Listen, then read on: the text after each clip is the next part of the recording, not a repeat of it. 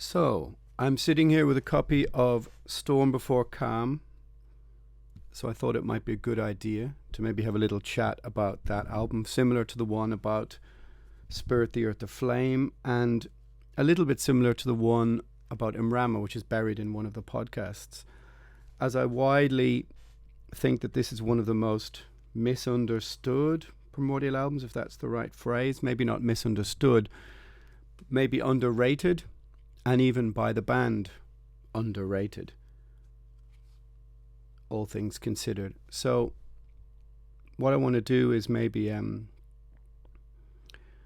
just take a little look at the record around what surrounded it, about the very strange circumstances with its recording, the songwriting process, the sound itself, and some of the songs.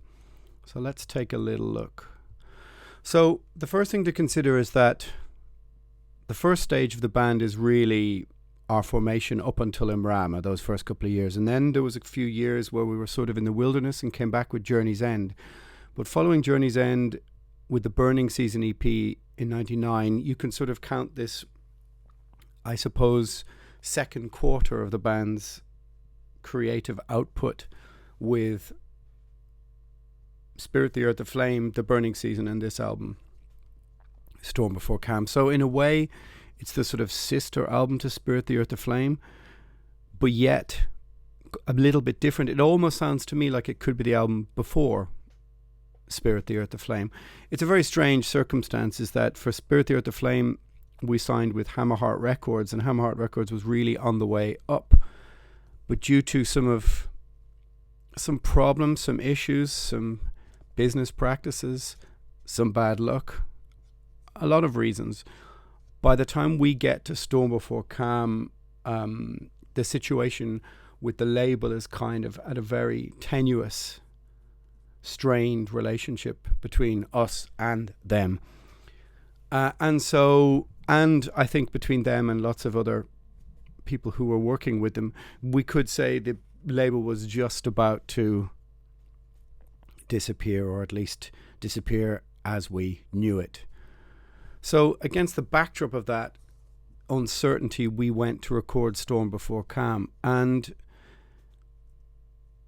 we had recorded in Academy Studios in Yorkshire in the north of England for the previous few records, and it had been really, despite being a miserable and pretty gloomy place, had been a studio we really liked. And Mags, who I talked about before, the engineer, the guy who made Paradise Lost, Madame Bride, Cradle of Filth, etc., who had been a really influential character in the early stages of Primordial, and I can't overstate that enough, what a inspiration he was, I think.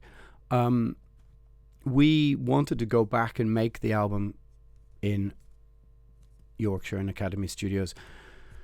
But what we didn't realise is that the old Academy Studios, which had this incredible atmosphere, this strange old live room in the basement, and where you could record proper drums and have all the amps, and this old kind of strange, vaguely horror movie-esque video screen from downstairs to upstairs, and a living quarters and all this kind of stuff, that was gone. And Academy Studios, as we knew it, was not there anymore. And the original owner, Keith Appleton, had more or less moved it to his two rooms in his back garden at the time, like two renovated out rooms. So there was no more live room. The control room was just a very small room, and it was our first experience recording digitally. We'd always recorded analog and to tape with big amps and lots of noise, and it was the first time that we'd ever really encountered Pro Tools. And it was clear as soon as we got there that the ambition we had with the record sonically was not going to work out as we had expected. And for the first time we had to, I think the album has a kind of strangely early digital sound.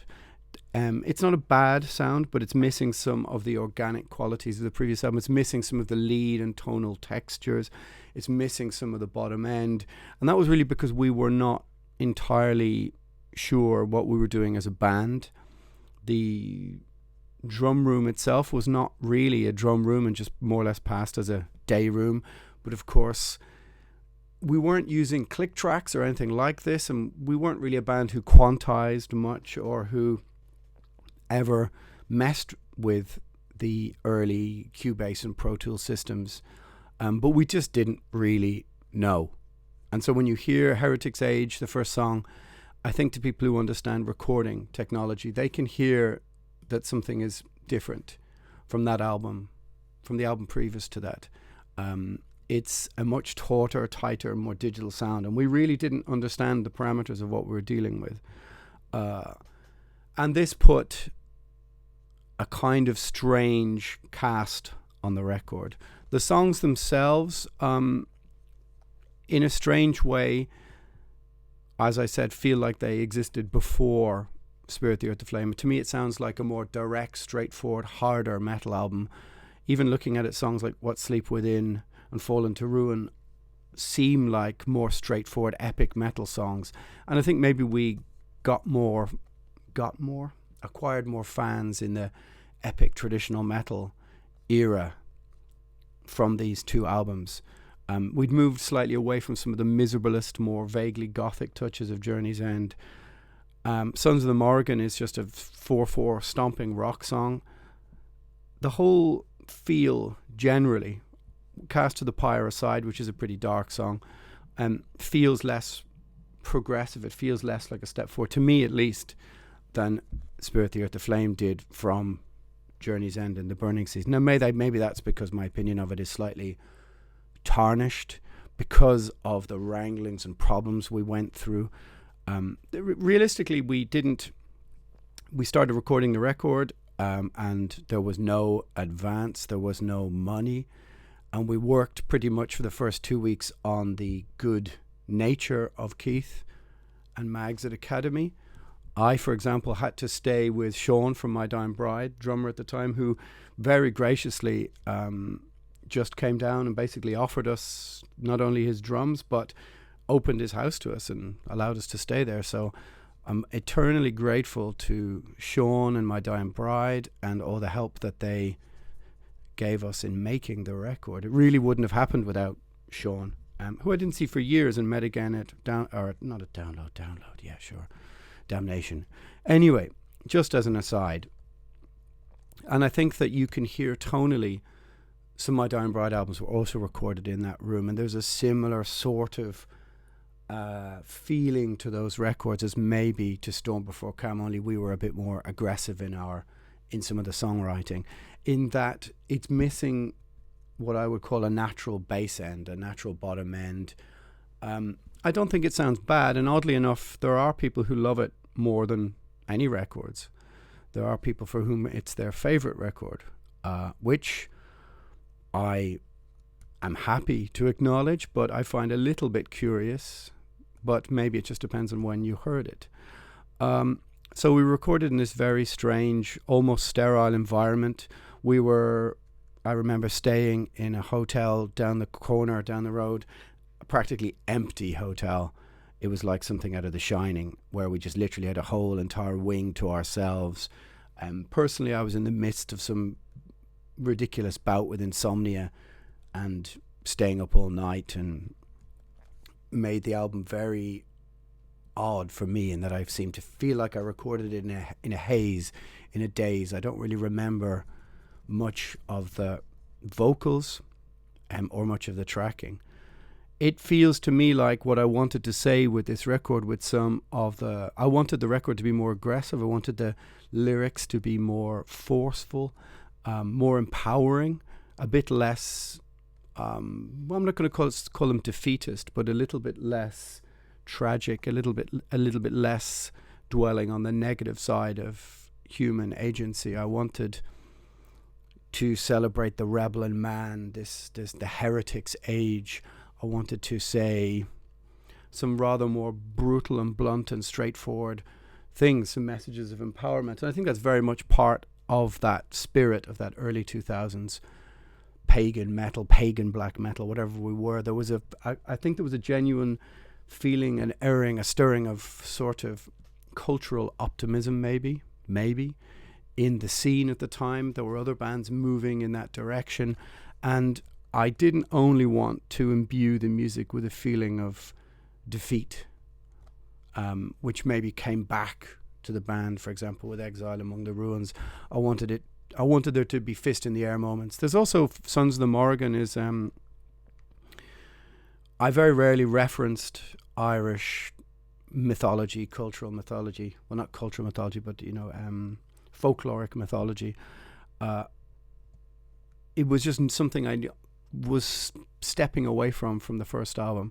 But Sons of the Morrigan, the Morrigan was a Celtic goddess.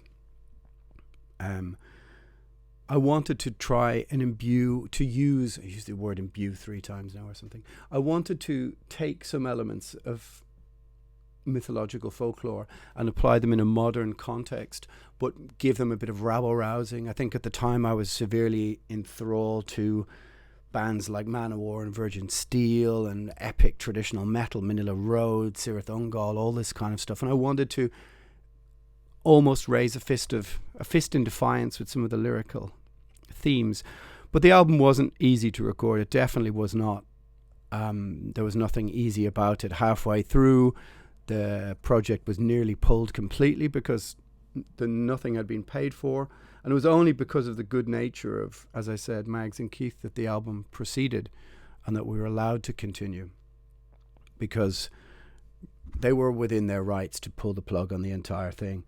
And this sort of cast a shadow over the record for all of us, because we continued. In fact, I stayed on in Bradford for longer than everyone else for the mixing. I seem to remember doing that on my own, which was quite strange. People were beginning new jobs and returning home. We were taking the ferry back and forth to Ireland. So there was this big, long, gloomy journey. I just remember every day it being rainy and cold, and you would go around to the co-op and you'd witness some scene of domestic violence. And it wasn't a great atmosphere around the record. It wasn't a great feeling surrounding the record because of the area and the sterile environment. And I think it comes through on the record. To me, it's missing a little bit of magic, a little bit of sparkle.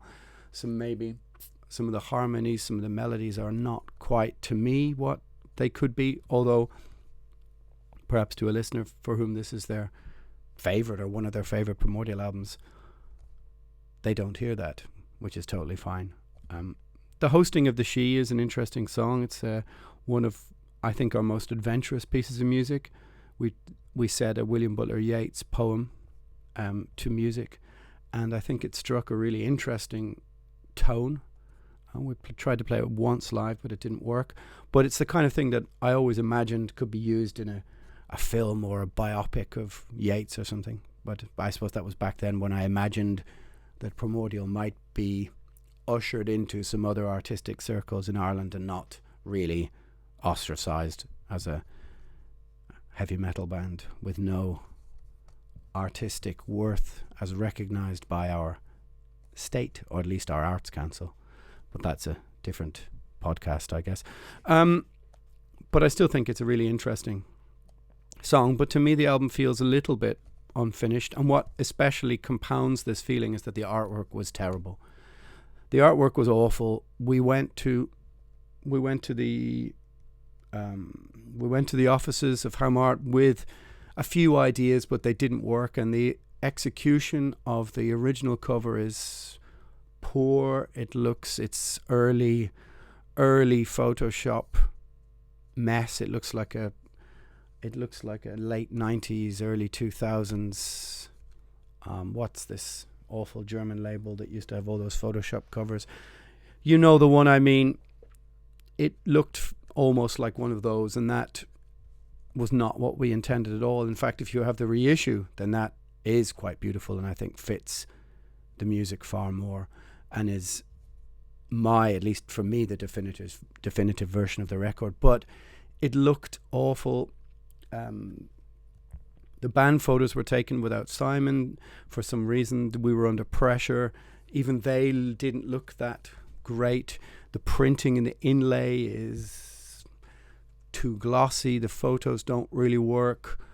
The liner notes are filled with spelling mistakes. There's just a general air of resignation to an unprofessionality which surrounds the album, that for me will always slightly cast it in the shadows of the primordial artistic canon, if you want to call it that. Not that I think the songs are bad, and listening back recently I enjoyed it much more than I remembered the time previous. And like I said, we'll respect people who do love the record, because it has qualities. But like I said, it was the first time that we had recorded digitally, and I think you can hear that. I think a lot of bands were struggling with that in the early 2000s because studios were changing, people were getting to grips with the Pro Tools technology, and there were many people who sang its praises. There were many people who eulogized it as this is the way forward, and it took over everything. But for many musicians who were used to the hum of amps and splicing on tape and the noise and the feeling of standing in a room together, now that was completely gone. You couldn't even get feedback in the room. You couldn't even get any noise or sense of being in a band playing. And I think that is an unfortunate consequence of us not really understanding the technology that we came to understand for the albums afterwards, and were insistent upon returning to some of those how shall we say, so we could refute a few of the Pro Tools parameters, restrictions placed upon us. And it was part of the deal that was struck when we moved to Metal Blade that we could reissue the albums, and finally we were able to give them, let's call them, the burial that they deserved, and give them the proper artwork. The artwork I found in a thrift shop in Edinburgh, in an old bookstore. It's an old, I think they're lithographic, I'm not sure if that's the right word, prints from the late 19th century, and it's just of Dunbar Castle, which I think is in Scotland, and it's just of lightning striking and a boat crashing on the rocks of Dunbar Castle. Seemed to be way more fitting than anything else. As you can hear in the middle of Fallen to Ruin, this, Father, why have you forsaken me, whatever, this which oddly enough reminds me of the start of Once Upon the Cross by Deicide when I hear it now, which I wasn't thinking of at the time. But we're trying to move a few more atmospherics, a few more kind of visual interpretations of the music, trying to add a few different things. Personally, with the vocals, it was one of the first albums where I began to use this more brutal, harsh singing voice. Not a growl, not a scream, not a clean singing voice like you'd hear on Gods the Godless or Soul Must Sleep, but a much more aggressive tone. I think it's because I'd been playing in a covers band at the time, doing Judas Priest and Wasp and Dio. And of course that stuff at the time was well beyond me and beyond my capabilities, but I was learning from it. And one of those things I was learning from it was forcing tone, this throat voice, not a head voice, but or what I would call a throat voice. So it was much less nasal, it was much less of a head voice, and it was coming from a lower place, and you were forcing it out, and it was something you can hear in Fallen to Ruin, the verses, and it was harder to do, and it took a lot out of my voice, but it's almost the way I sing all of the time now. But at the time it was a new skill, it was something else to learn. It was trying to be more aggressive, more brutal, more almost barbarian sounding. And that's what I was trying to get into these new lyrics, this feeling of epic forcefulness. As for the rest of the songwriting, What Sleeps Within is a standard enough black metal song that oddly enough reminds me of a song called Ingraciousness, which is a bonus live track on our demo. Quite a straight black metal sort of song. Cast to the Pyre is one of the most interesting songs with this strange kind of phone call. It was meant to be something like a phone call from not quite death row, but something like this, like an old canister recording of a voice from the 1920s. And the lyrics are supremely miserablest and very gloomy and dark and pessimistic. And that's probably the darkest moment on the record. Sun's First Rays is a really nice acoustic that Kieran wrote. Sons of the Morrigan, like I said, a 4/4 rock stomper. Heretic's Age is really strange because it sounds almost vaguely not out of time, but there's most definitely the riff is in 4/4 and the drums are in 6/8, I think, or so. I'm not sure. Simon would have to explain it to me. The 1 2 3 4 5 6 1 2 3 4 6 6 rashers and sausages. That you can hear that timing is in Sons of the Morrigan. The 1 2 3 4 5 6 1 2 3 4 5 6, and this became like a signature motif, a time signature of Primordial, the 6/8 timing. Simon would explain it, or explain it to me like rashers and sausages. Just say that, and then go 1 2 3 4 5 6 1 2 3 4 5 6, which became, I suppose, our Celtic cadence, as somebody called it in a review. Don't know whether I agree with that, but this is the time signature that slowly started to become associated with elements of Primordial. You can hear it in Children of the Harvest. You can hear it in On Ashtar Dernach from Journey's End, if I'm not incorrect. You can hear it all over the place, and it was a quite black metal way of playing black metal, if it was black metal. So overall, it's an interesting and odd record that I don't think got the respect or the TLC, the tender love and care, that it deserved at the time. It almost didn't happen at all, but for the grace of My Dying Bride and Academy Studios, for which, as I said, we will be always grateful. But there's something of the ugly stepchild about it that doesn't sit quite well with me, that I maybe haven't quite given it the respect or attention it deserves. But there it is. It's an integral part of that middle Primordial canon, that middle part of our creativity where we were learning. We were starting to go out and tour and starting to learn things about stagecraft, and I was learning about how my voice was changing, and about monitors, and about trying to take a step up from being this sort of unprofessional band in the 90s who barely ever played with monitors on a proper stage or with lights. So it's part of a learning curve. And definitely it was a learning curve with the recording methods used. So that's a kind of an overview of where I would sit with Storm Before Calm. A strong album, but a fundamentally flawed record. Not one of my favourite Primordial records, but definitely has some of my favourite moments, and I have to admit still get a super great kick out of playing Sons of the Morrigan live when it kicks into that 4/4 beat. It seems like the archetypal, I don't know what you would call it, Irish black rock song or something like this, you know. You know. I've got to stop saying that. Okay, that is the bonus podcast, the bonus commentary, a little discussion on the album Storm Before Calm. If you don't know it, go and take a listen. That's it, over and out.